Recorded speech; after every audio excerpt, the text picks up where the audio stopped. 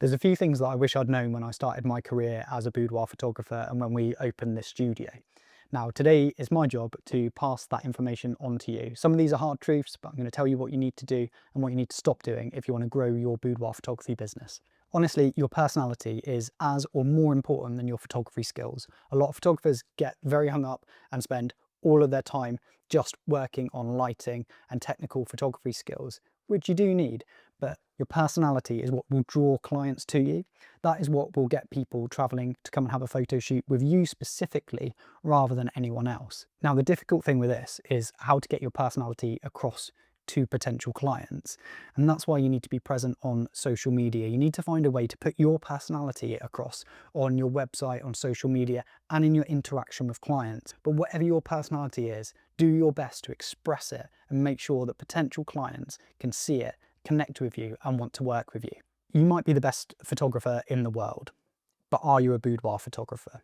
Like with any career path, you need to train for the specific thing you want to do so that you know how to guide, pose, photograph your clients in the absolute best possible way.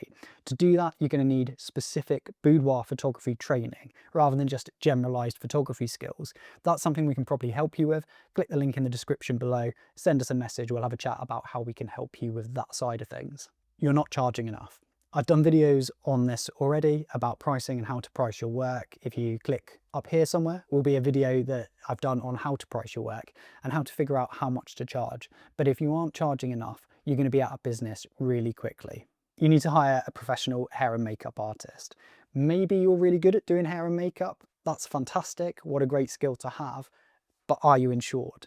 If you're not insured and you burn someone's scalp with hair straighteners or you apply makeup and their eyes explode, what are you going to do? You're going to find yourself on the wrong end of a lawsuit. So make sure that you're hiring someone who is amazing at what they do and can professionally style hair and makeup. Your client will have a great experience. They'll love it. It's a bit of pamper time. They'll look fantastic and they'll feel great before they even step in front of the camera. Also, it stops you getting sued. All right, so if you're doing it yourself, make sure you're qualified and insured. You need to book clients in advance. There's two sides to this. Firstly, you want to do it for your own peace of mind, so you're not stressed because you've only got clients in the books next week. You want to make sure that you've got clients booked further out so that you know you've got income coming in. But also from your client's perspective, your clients can't book a boudoir photo shoot for next week. There's so many things that they'll need to do to prepare and to get themselves ready for it. Think having their haircut, nails, waxing, buying outfits, trying on outfits, having an absolute meltdown because none of the outfits fit, sending you 16 messages saying, I can't do this, you reassuring them, then buying more outfits based on your recommendations, them fitting, then they're ready. That's no good if they're coming next week. So you need to make sure that you're booking enough time for your clients to prepare for the shoot with you so you get the best out of it. Also, your home is not a photography studio, unless you live in a photography studio. That'd be a bit weird. I don't think anyone lives in this one. Very few people live in a house that is suitable to be run as a photography studio.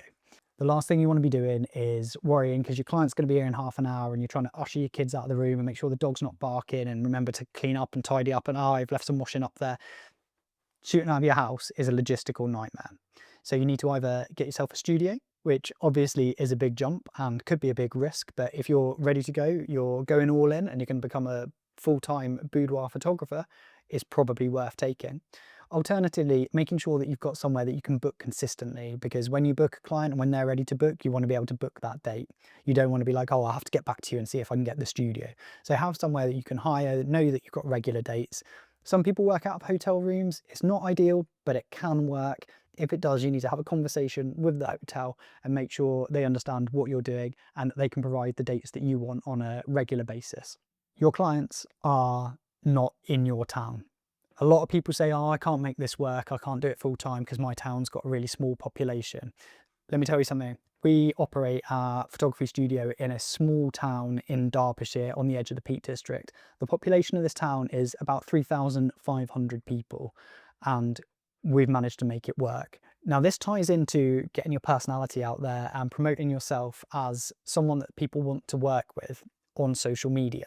You need to consider how you can reach people that are outside your catchment area. Now, there's clients out there that only want the cheapest or the closest photographer, but there's also a lot of clients out there that want either the best photographer or the photographer that they've connected with the most. So if you've put your personality out there, people have connected with you, they'll be willing to travel. You just need to reach them. You will also need to help your clients with lingerie and styling. Most people have never done a boudoir photo shoot in the past, so they don't know what to do and how to prepare.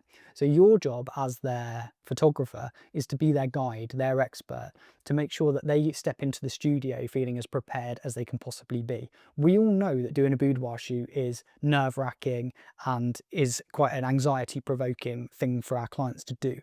So take as much of that anxiety away as you can, because I don't know about you, but if I feel prepared for something, it helps me feel more confident when I do it.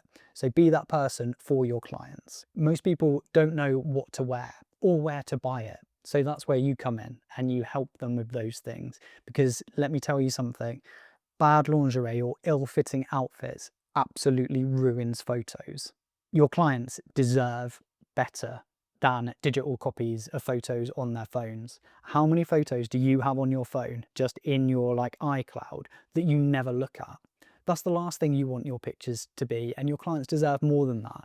So you need to provide them with printed copies of what they buy from you. Whether that's albums or wall art or folio boxes, find a way of producing something that's actually a quality product. The advantages of that are that your client's going to have a better experience, they're more likely to show other people, they're going to love and cherish that item more. They're also more likely to recommend you, and you can charge more because you're providing a premium product and a premium service, which therefore comes with a premium price. Now this next one's a big one, and it's one I feel pretty strongly about.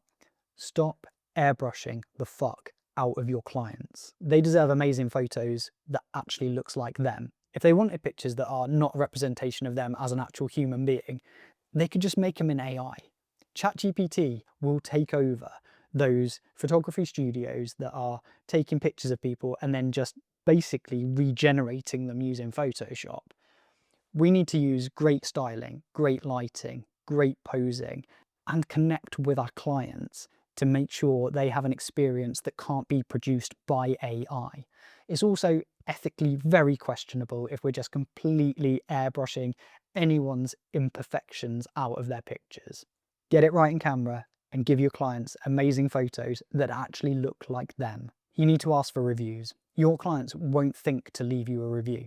If they tell you they've had a great experience with you, just say, amazing, would you mind leaving a review for me on Google or on social media, wherever it is you want to collate your reviews. Social proof is so powerful. If other people see that other people have had an amazing time and great photos, they'll want that for themselves. Also, the text that they write in those reviews is an absolute goldmine for testimonials, and testimonials will get you more clients. You also need a diverse portfolio. Sure, you can start off photographing models or people who are interested in getting into modeling, exchanging time for prints and that kind of thing. But eventually you want real clients, and real clients, most of the time, don't look like models. There will be a diverse selection of ages, shapes and sizes. You need to represent that in your portfolio, in your online presence, on your website and social media, because people will book shoots with photographers who have photographed people who look like them, whether that's based on their age, their shape, their size, whatever the case may be. A 55-year-old woman whose children are now leaving home is unlikely to book a photo shoot with you if all she can see on your website is 21-year-old models who are size 8. You won't attract diverse clients without a diverse portfolio. And this is the big scary one that I've saved until the end because I know it terrifies a lot of photographers. You need to be doing in-person sales. It's pretty much non-negotiable. If you are not doing it, you are hamstringing your sales enormously. Just providing clients with a gallery for them to pick from online is an absolute nightmare and will reduce your sales enormously. It will also result in people never ordering their pictures. Those of you who are doing online galleries, I'm sure you've encountered the headaches of trying to get in touch with clients because they haven't picked their pictures and you told them the gallery was only going to be up for so long, just chasing them constantly. Some of those clients just disappear because they get overwhelmed. This is another situation where you need to be their guide and their expert. This is not about sitting people down and doing high pressure sales. That's what a lot of people think of. It is not a high pressure sales environment. You've done your job correctly. You've taken amazing pictures. They've connected with you. They've had a great time and the pictures are stunning. you get to sit down with them and see that. And that's one of the most powerful things that we do. It's one of my favorite things about being a boudoir photographer is sitting with my clients and seeing their reaction when they see their pictures up on the big screen for the first time. People cry, people get emotional. It's a really powerful thing. And you get to be there and experience that with them. You can then guide them through selecting the right pictures for them and making sure they get the right products for them as well, because we're not selling just digital files anymore, remember? And we're not doing online galleries. We're going to sit with them and we're going to show them beautiful products, and they're going to choose what they want. And ultimately, they're going to get the best products and the best service, and we're going to make more money. I hope these have been useful. Subscribe to the channel. If you want to work with us, send us a message. There's a link below.